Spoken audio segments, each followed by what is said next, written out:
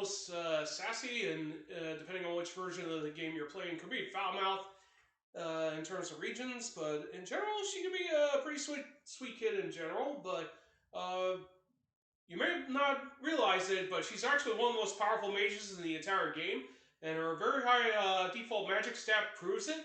And she does have some pretty interesting skills in general, which can be very helpful in helping Strongly learn some lores in general and some other things as well. Hi folks, I'm MurderStorm331, back to doing another guide of Final Fantasy VI, and today we're going to be covering the artistic mage Relm. We're going to be this guide's going to help beginners and newcomers get into Final Fantasy VI now that the Pixel Remaster is now available for everyone to enjoy on current modern consoles. So anyway, this guide's going to help players go and give an overview of Relm, as well as go over her strengths and weaknesses, her skills, her recommended stat level bonuses to level up on, and her possible endgame equipment options for the end of the game. So let's go ahead and get started then. So Relm is the final party member that joins the Returners in World of Balance. She joins up during her fight with Ultros at the Esper Cave. Once you find the replicas of the Warring Triad statues there. And once Ultros is defeated, after you perform the sketch command, Relm will indeed join up with your team. So the stats that she has are currently right now in this current playthrough don't reflect the ones that she initially starts off with. But on the other hand, though, she does get a little bit stronger if you dedicate her to boosting up certain stats and whatever. So Relm's initial stats are 26 on strength, 34 on speed, 22 on stem def, magic at 44, HP gain of 37, and MP gain of 18. So Relm is actually one of the more weaker characters on the physical attacking side, even though she can equip some daggers, even though some of them like Gladius and Swordbreaker can give her some evasion if needed, but she's not really going to be dedicated as a physical fighter in general, and she'll probably want to prioritize her magic stats since she gets like 44 initially. She does have equipment when she starts off with that gives her 1 point of magic with her starting weapon and silk robe in general, but for the most part, even without these bonuses, Relm can still hit pretty hard and heal pretty easily thanks to her in general. So, being the first Pictomancer in the entire series, she has the ability to paint monsters and basically use their abilities to attack enemies with. So, of course, in other spin-offs of the series and other games that Square Enix puts out for this class, they actually go to debuffing. One particular example being Bravely Default 2 in regards to that class, but in Final Fantasy VI, her abilities go a little bit further. She does have the ability to use control once she gets access to the fake mustache relic. So both of these abilities come in very handy. You'll probably use them mostly to help Strago learn lores that you probably won't get enemies to do on their own in general. But sketch can be pretty random at times too. So in terms of sketch, this allows Relm to paint monsters, and depending on the game's decision, she has a 25% chance of acting one of the two abilities that's assigned when you do a sketch. So the odds of that happening is always 25%. Her odds of successfully sketching enemies are based on Relm's current level against the target's level. With Barrette equipped, it'll be based equal or higher than 0.67. One thing to keep in mind, just like Strago's lores, her sketch is actually affected by silence. So it's probably a good idea to have her wear ribbons or white cape to protect it if you enjoy using sketch for the most part. In earlier versions of Final Fantasy VI, this was actually highly bugged. This could cause game crashes, or in some cases, beat the entire game without having to go through the entirety of the whole game by default.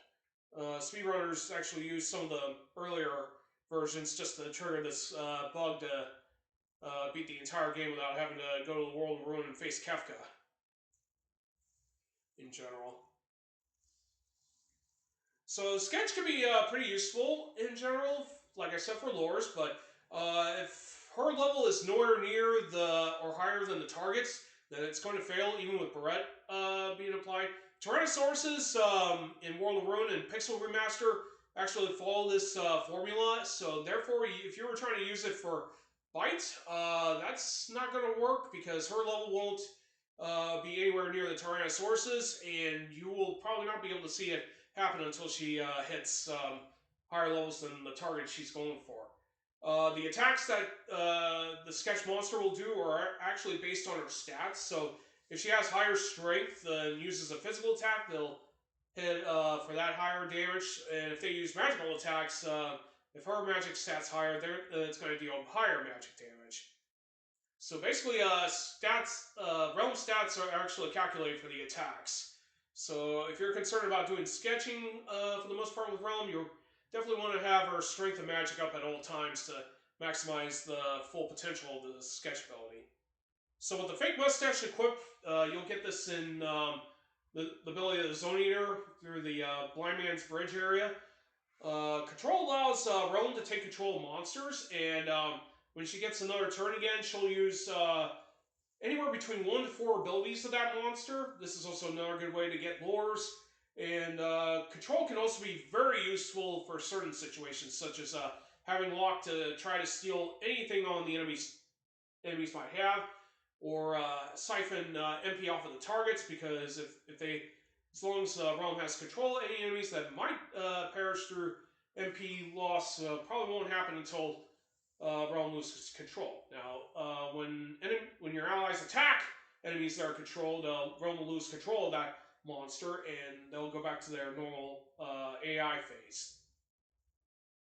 So the formula for Control's success is based on Controller's level against the target's level.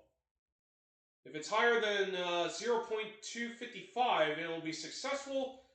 It'll successfully take control of the target, and this also improves with Hypno Crown, the formula being based on level of ranging between 170 versus by 256. It won't work if the target has the following statuses of invisible, zombie, sleep, confuse, or hidden statuses. Now, enemies don't usually have hidden statuses, so basically you don't want them being invisible, zombied, or sleep and confused. So one thing to keep in mind, though, is that the developers did put out, make sure that if control is successfully applied to all enemies or bosses, they usually have either 1 or 4 abilities applied, and this is to make sure that the game does not freeze.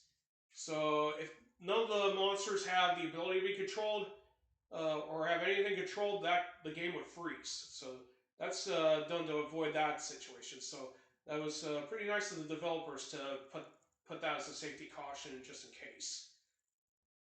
But yeah, her formulas for sketch and control are basically similar to Locke's steal mechanic outside of various factors.